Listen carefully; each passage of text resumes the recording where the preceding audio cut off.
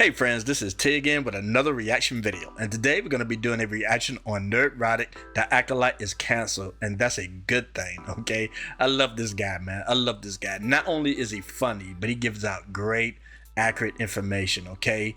And he says what people think, okay? You know, he's like the regular guy, and he just put it out. I don't think he have anything against Disney, and he wants them to improve like most of us do. But, you know, people always look at him and they try to, you know, slander him and say all kind of crazy stuff against this guy, but just tell him the truth, okay? What all of us are thinking, or at least most of us anyway, okay? So let's go ahead and get into this. But before we do, please like, subscribe, and share this video. And don't forget to hit that notification bell. That way you know whenever we come out with new videos, okay? All right, let's get started.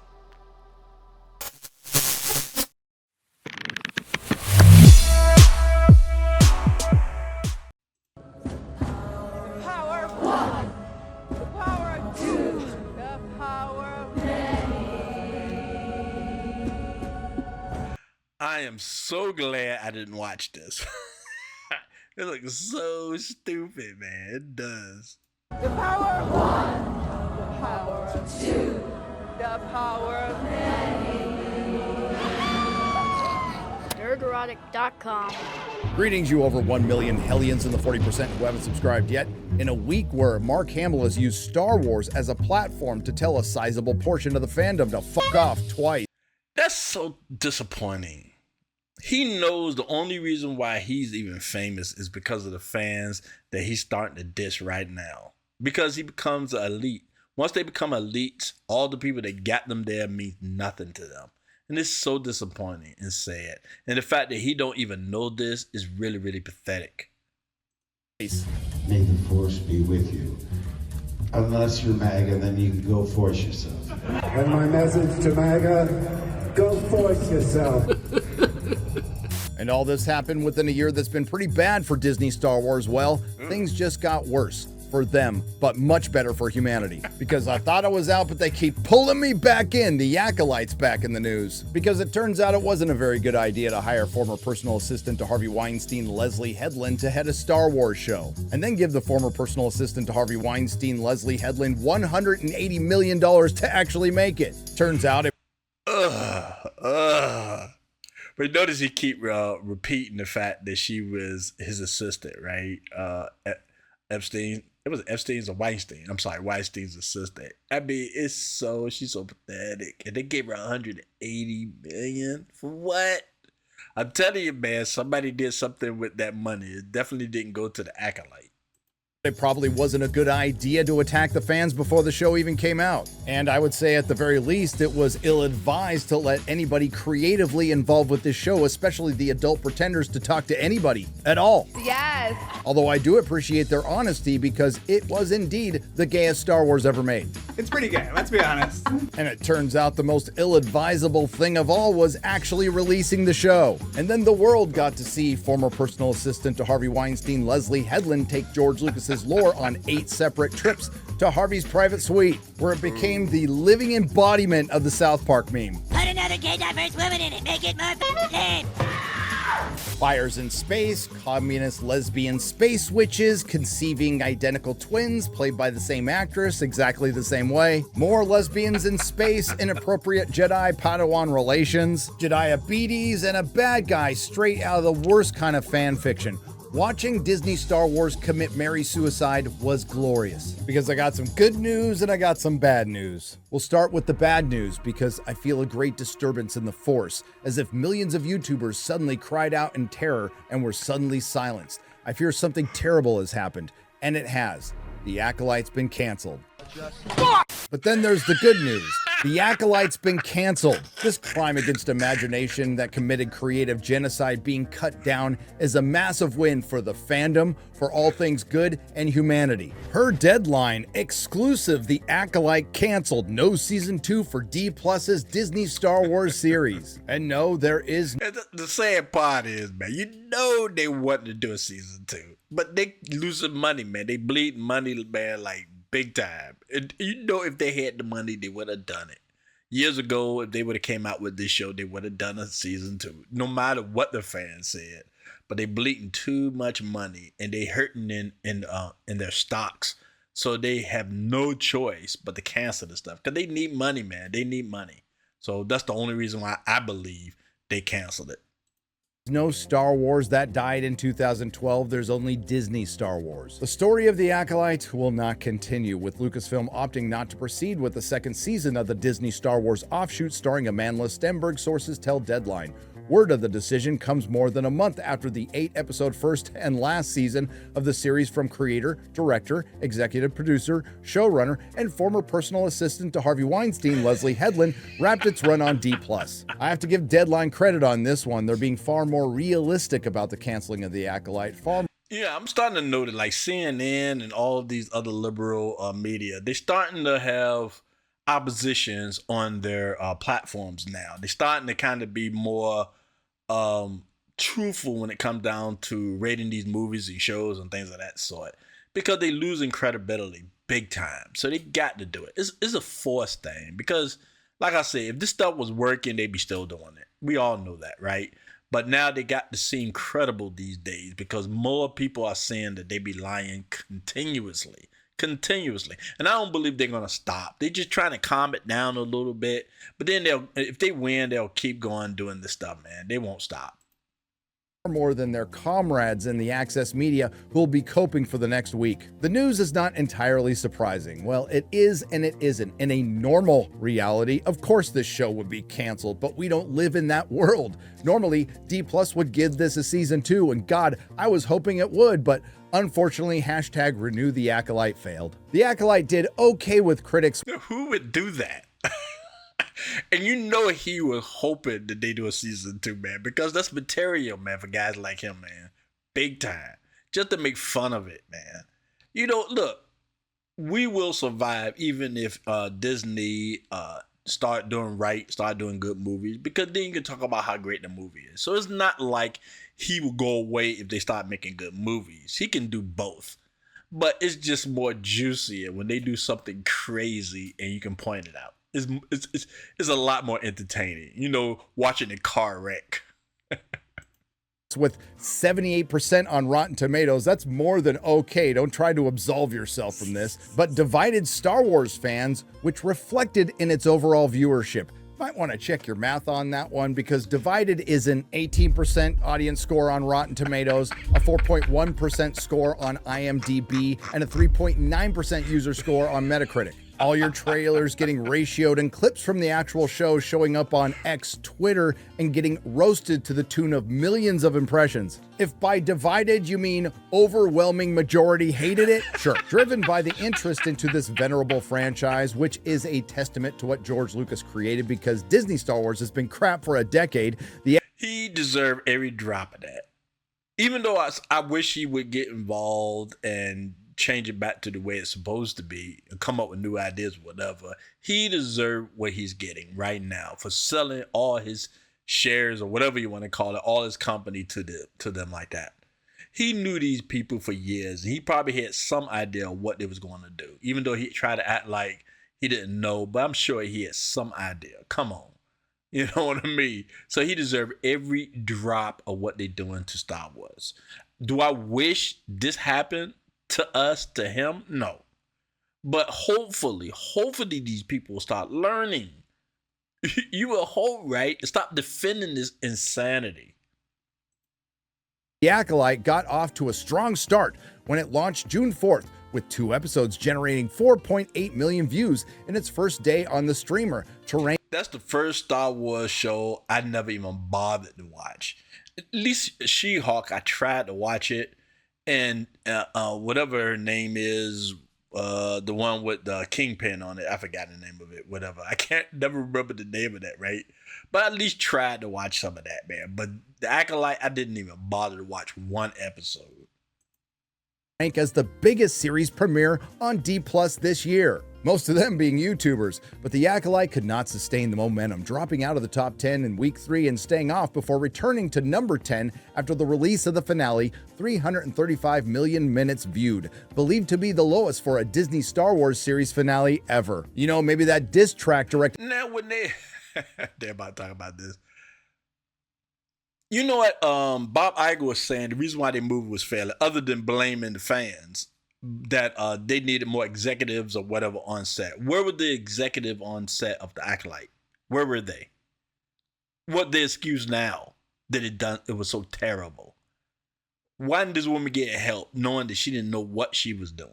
She was somebody's assistant. Doing what?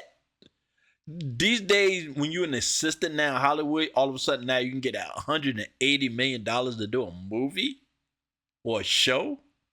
That's insane, man. Who's making all these decisions?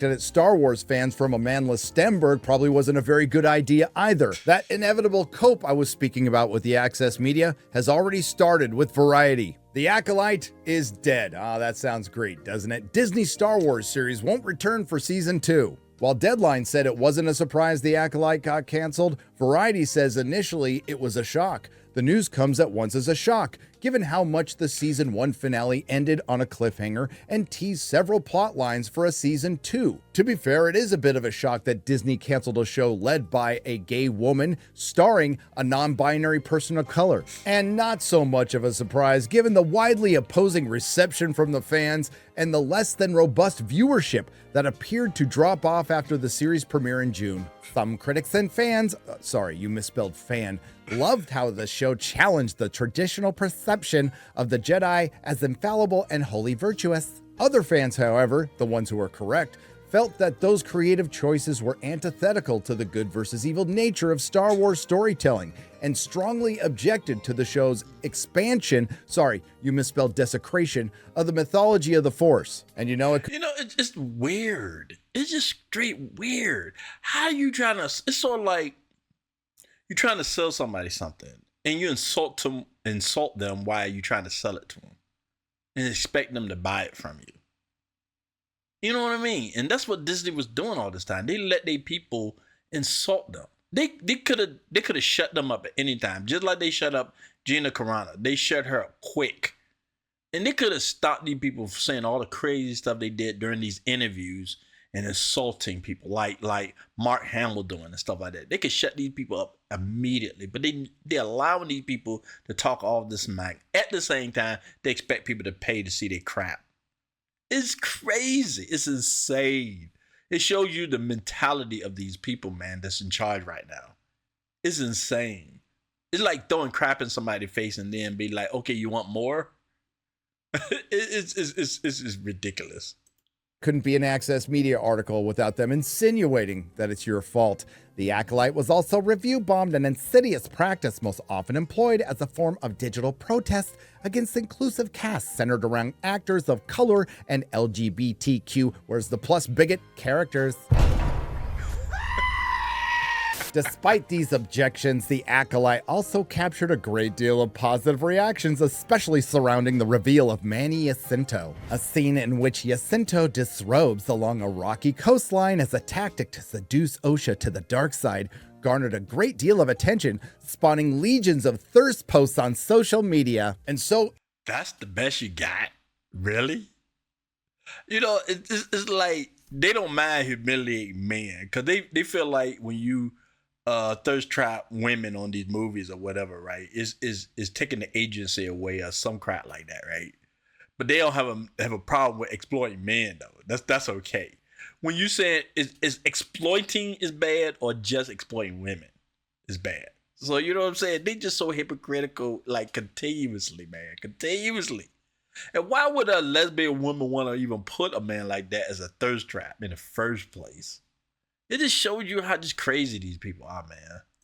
Ends the saga of the Acolyte, a failure so epic it was too big for Disney to ignore, yet they will ignore all the lessons that they could learn from this disaster, including but not limited to thirst posts don't equal views. You can't lie yourself into a success, even if it's with the help of your comrades in the Access Media. Remember this one? All the backlash aside, the Acolyte is actually a Star Wars success story, despite the naysayers. The Acolyte is pulling in viewers faster than the Millennium Falcon on a Kessel Run. Or this from Wired, the Acolyte is the long-awaited death of review bombing. Oh, maybe all the money Disney wasted on the positive review bombing. And my personal favorite from Collider, the Acolyte continues to dominate streaming charts. It's ironic. And for the crowd who says we shouldn't talk about any of this stuff or cover it or review it because it only helps, well, I give you just the latest but possibly most shining example of why that isn't true. Because the Acolyte's been canceled. But it wasn't canceled because of critics or YouTubers. It was canceled because of the fans. They spoke up because Disney Star Wars once again betrayed everything about George Lucas's Star Wars. They prioritized the message over character and good storytelling, and that fails every single time. The power of many. Admittedly, it's a bummer we're not going to get any more YouTube videos about this show because they were fantastic, but in the end, it's a win for the fandom. Take your victory lap. You earned it. NERDROTIC.com. Oh man, that was so good, man. This guy is fantastic. All right. Okay. This is crazy, man. This is so insane. And you know the only reason why they cancel it, the only reason why they course correcting nowadays because not because of the stuff they believe, because they losing money. And they couldn't convince enough people to fall for all this crap. You know, they convinced some people, but it just wasn't enough. The audience that they were looking for just wasn't there. They just wasn't there. They tried to get these people who right now are causing most of their companies to go under. They depended on these people to support them. And these people have no loyalty. You know, because they don't think, as much as they try to pretend like they support Disney and Google and all these other companies, they don't have no loyalty to them because they don't feel these companies have loyalty to them as well. So to expect this kind of loyalty from these people, man, is just straight ridiculous. And then you want to crap on the people that still will see your movie. They still will see your movie now. They will if it's good. But don't expect no blind loyalty from us as well. Okay, we're just not going to give it to you, especially after you basically told us to go to crap. Okay, we just not going to do it anymore. If there was any type of loyalty, it's gone after what you did. And it's so ridiculous that they expect people like us to support them after all this crap, after all these years. They just lost more fans than they know what to do with. And the people that they was trying to cater to pretty much cracked on them as well. Because they're not interested in Star Wars. They're not interested in Marvel. They're not interested in none of this stuff, man. They just want to scream and pout about, you know, equality and all this other crap. But then when it all comes down to it, they don't care. They don't care. And these are the people they try to cater to. It's pathetic. Pathetic. It's sad. It is. But like I say, it's always that chance because we're such forgiving people. Well, we don't forget, but we are forgiving. We will watch the movie or shows if it's good. We will. You know, we will give our money. But you have to make the kind of movies and shows that we want to see. Period. It's not a shock and it's not a surprise that the Acolyte got canceled. I didn't even have to watch it to know it was terrible. Did I wish it was good enough to watch? Yeah. Because you want to watch good shows. Who does it? You know what I'm saying? If this is the kind of show, if you like romantic or action or superheroes or whatever, if it's good, you want to watch it. And you hope that they make more. But like I said, Disney had to get whipped and slapped, man, before they decided to try to course correct. It's pathetic. And that's not how business is run. The people they hired don't know what they're doing. They don't. And I believe Disney knew it too anyway, but they wanted a virtue signal. It's sad and pathetic. It is. But NERDROTIC hit it right on the nail. I love his stuff. I'm definitely going to leave the link below. That way you can definitely follow him and watch the video uninterrupted, okay? All right. I really appreciate all of you coming by. Thanks again. This is T and Peace.